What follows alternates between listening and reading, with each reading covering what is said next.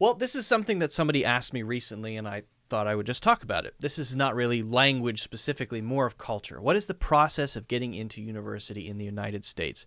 I had 3 people ask me this question in 1 week, so it made sense for us to sort of go through it. What is the process?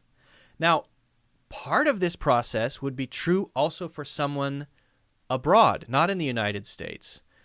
If they want to get into a university in the United States, if they want to apply to a university. But not everything. It's a little different for someone who's studying abroad in high school, and we can perhaps talk about that in another video. But I want to mention one thing before we really talk about this process, and that is that you'll hear a lot of people in the United States actually use the word college instead of university. So just be aware of that. We hear people say, I'm going to go to college. How am I going to pay for college? I've decided not to go to college. So when they say that, they mean university. And abroad, outside of the United States, a lot of people use university instead. So Americans are often more comfortable with the general word college, which they use to mean kind of everything. So let's just go through this process. We're going to talk about what it's like in the United States, what requirements a university may have, and then we'll talk about what happens after that once you've applied. Okay, so let's start with the basic criteria. Criteria means the requirements that the university has of students, the things that they're looking at when they're making a decision. So in the United States, we have what we call the SAT and the ACT. These are 2 different tests, SAT and ACT. Now, if you are outside of the United States and you want to go to a university to get an undergraduate degree or a bachelor's degree, then you probably still have to take the SAT, maybe not the ACT. So they're very similar, in fact. They cover many areas of knowledge that a person who's finishing high school should have.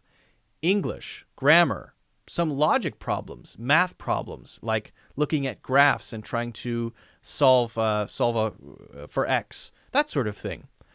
Questions about history. There are things that are covered, a variety of topics in these tests, and the score will then determine a couple things. How serious you were in high school, perhaps, because you should have most of this knowledge, and your general intelligence. Are you able to solve a problem in a limited period of time? So they're kind of knowledge tests, but also they're kind of intelligence tests, sort of combined. We don't use IQ to evaluate students for university. We use these tests.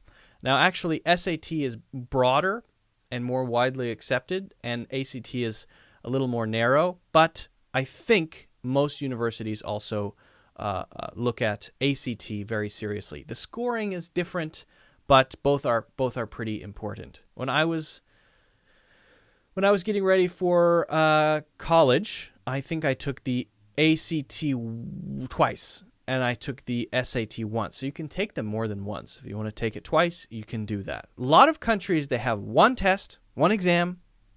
Like China, they have the Gaokao. You take that, you do badly, your life is over. If you do well, you're going to have a good life. This is one chance. In America and the United States, you can take them several times. You have, I don't know if there's a limit to the number of chances, but you can definitely take them more than once, for sure. So then they look at what's called a GPA, or grade point average. And this is also something that's different compared to a lot of other countries. So when you do homework, when you do assignments, when you do projects, when you take exams, when you go to every single class, this all adds up to your grade. And your grade might be an A, might be a B, might be a C, might be a D, might be an F. Now, there's no E, okay? There's no E. A, B, C, D, and F. Then you have an A minus, an A plus, B minus, B plus, C minus, C plus, and F. I think F is just F, yeah. So all of this averaged together in high school, which in the United States is 4 years, makes up your GPA, or your grade point average. This is something that universities look at very seriously too, but not to evaluate your knowledge or your intelligence. That's what the exams are for. They look at your grade point average usually to evaluate more you as a person, because you have to work very hard if you want to get a perfect grade point average. The top grade point average is a 4.0, a 4.0. It's averaged together. So if you get something like all A's on average in every class in high school, and then you get 1B plus, then your GPA, your 1B plus in 4 years, 1B in 4 years, your GPA might be something like 3.99, something like that, right? Or 3.9, 3.98. So that's how that works. And then the university, when they're evaluating applicants, they say, okay, well, 3.98 or 4.0. This student is very hardworking. They're smart. They're able to learn things quickly, and they're able to do well in all areas. In homework, which is hard work. In exams, which is knowledge and intelligence, right? So it's a good way to evaluate students, but it's a bit different than the exams themselves. Then we have the class difficulty. So if a student got a 4.0, but they took easy classes, that's different from a student who got maybe a 3.98 and took all advanced classes. Sometimes they're called AP classes. But you could choose in high school, take the easy classes, whatever's easiest, or I might take an advanced science class. I'll choose that, and the university will look at your class records, which is called your transcript. They'll say, oh, wow, they took all advanced classes. This person is trying to challenge themselves. Now notice that we're not only looking at one aspect of the student who's applying. We're looking at many different aspects: intelligence, work ethic, their personality, in a sense, which we'll talk about next. And so they're trying to understand this student overall. And the university will sometimes talk about this person, this application, and look at all of these things combined to decide if they're going to offer admission to this student. That's how it works. Okay, the other thing they look at is to figure out the student's personality, their character, is extracurriculars or extracurricular activities. What is this student involved in after school? Nothing? Many things? This tells the university if the student is going to be active and involved in the community of the university. If this student is involved in the chess club, or maybe the debate club, or maybe plays volleyball or golf or whatever it may be after school. Most American high schools, again, 4 years, have lots of things you can do after school throughout the year. I was in quite a few clubs and groups and on several teams. For example, I played golf when I was in high school, and I was on what was called the Academic Challenge team, which is sort of a quiz challenge. We did that against other schools. So this is a thing to sort of get a feeling about this student's level of engagement with the community. That's also very important. The other thing they look at is the community and their activism. So a lot of students will not only involve themselves in stuff related to school after school, but will have maybe projects that they do. Cleaning up trash, or volunteering at a hospital on the weekend, or starting a group that's focused on the environment and doing something locally. And they might share that in the letter that they write. Now, the letter is very important. The application letter that you write to the university is extremely important because, number one, it tells the university more about you personally, what kind of person you are, what kind of things you're interested in, and whether or not you're a good fit. It's sort of like a job application, except instead of writing a cover letter, as you would with a job application, you are writing a letter to the university to let them know why you think you should be selected to be accepted into the university. And it can have a wide range of sort of formats, this application letter.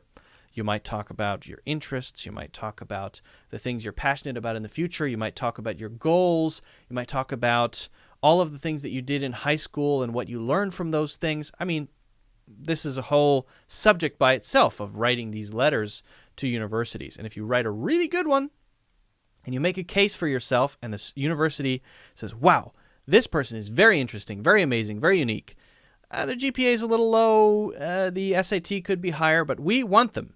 Sometimes a student will be accepted on the basis of their letter alone, and they don't consider the GPA. They don't care about the ACT score. It happens. It happens.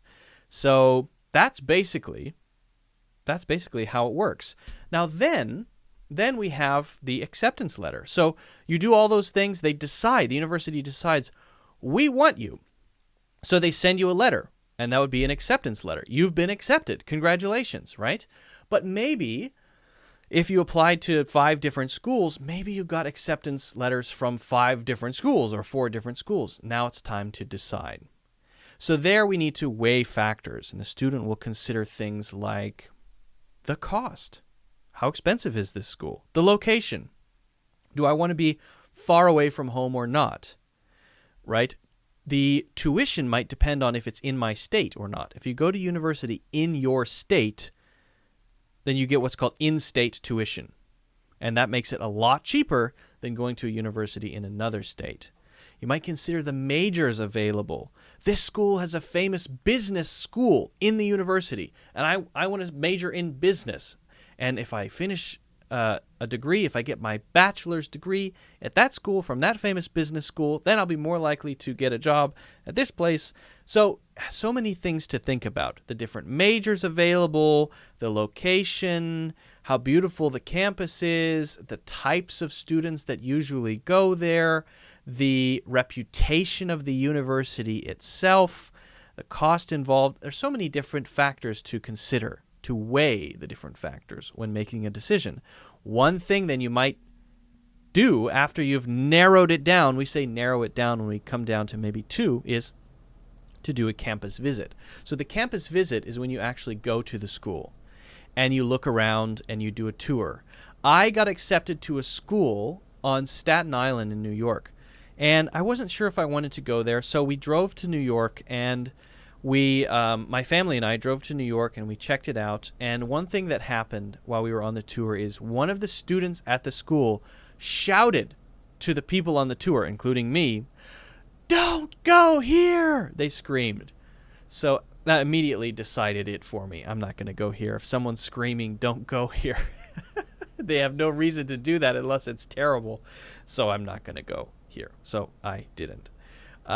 That's just one of the schools I visited. I ended up going to an in-state school, a school within my state, because the cost is better. And that brings me to tuition. In the United States, tuition is often very expensive. Now, there are some things that you can do to make it less. For example, if you get a scholarship, you might get a scholarship for doing really well in school or having academic excellence or achieving something. And you qualify for a scholarship, which might give you money each year. The school might also offer you a scholarship. And sometimes they offer students what's called a full ride scholarship. That means the student doesn't need to pay anything. Sometimes that's because of their home situation. Their family doesn't have a very good income, low income families. Then they might get a full ride scholarship because of that, or because of their academic excellence or something they achieved, or they're very, very good at sports and they're going to be playing basketball. Then again, they might get a scholarship. Can be for some, can be for a lot. It depends. And you have to apply for each scholarship. Now, hopefully, ideally, you want your parents to pay for it. But in the United States, that is not the most common thing.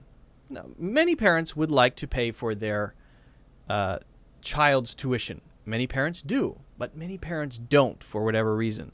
Sometimes they can't afford it. Sometimes they don't want to.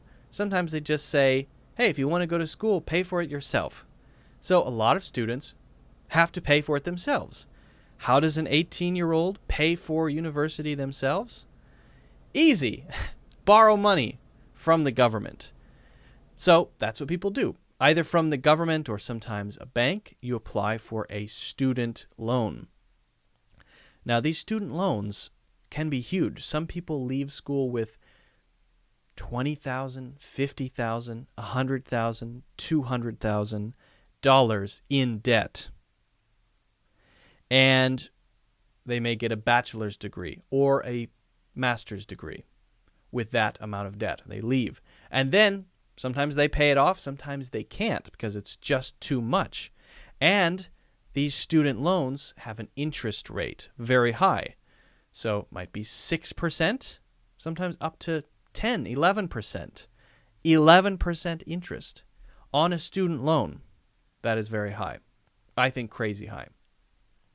So this is actually, in my view, kind of a crisis in the United States right now. A disaster, in my opinion. Because in the United States, student loan amounts are over $1 trillion. 1 trillion. Not a billion, not a million. $1 trillion in student loan debt. That means students have borrowed more than $1 trillion collectively in the United States, which is crazy. And when they leave school and they have $100,000 of debt, do you think they buy a house? No. Do you think they have kids? No. They're often still living at home because they have to pay $1,000 every month just to try to pay back their student loans, which are crushing them. In my opinion, this is a serious problem happening in the United States now. And a lot of people are talking about it and trying to fix it. Some people are saying we need to just cancel it. All the student debt, cancel it. Some people are saying we need to have sort of a system where after 5 years of working, then it gets canceled or it gets reduced. There are a lot of different ideas about making this situation better, but it's kind of out of control. And I personally think it's crazy for loans of hundreds of thousands of dollars to be given to students who are 18, who don't know what $100,000 really is, with a 6% interest rate that they'll have to pay back until they're 50. It's crazy. I think it's crazy. But that's my opinion. Hey, that's just my opinion. But hopefully it will get resolved. If you're wondering, hey, does Luke have student loans? The answer is yes, I do. Luckily, my student loans are very small. I think I owe right now about $8,000. I think about $8,000 remain of my student loans. I think it was about 30 when I started, something like that. So it's not very much compared to most people. Some people I know have hundreds of thousands of dollars in debt, and it's crazy. So I guess my advice there is be rich. Good advice. Be rich. Be rich. Now, the last thing I want to mention is if you figure out the tuition, you go to the campus, you've decided, I know which school I want to go to. The last thing you'll do is on the day you arrive at the university with your parents, there will be some kind of orientation. And orientation is when they sort of get you used to the university. They make your parents feel safe that you're here. They tell you how the classes are going to work, how to book your classes, maybe how to choose your major when you're ready to choose. So that's called the orientation. It's kind of a process.